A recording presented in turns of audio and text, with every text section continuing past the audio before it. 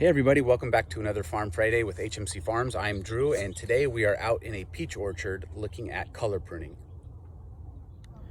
Color pruning is the act of removing sucker growth or vegetative growth from the inside of the tree. What that does is it allows more sunlight to get to the inside of the tree and get to the fruit.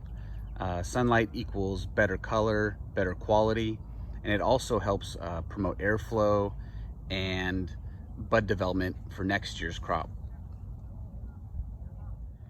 It's a little difficult to show exactly which ones are the suckers with all the leaves and everything on, so I kind of took some growth off of these two suckers, and these are examples of larger pieces of wood that are growing out from the tree.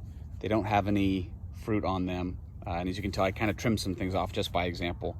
So the crews are coming through right now and just cutting these larger structures off. And you can imagine when that had leaves on it, it creates a lot of shade and takes away a lot from the tree. So removing that helps promote everything we just talked about.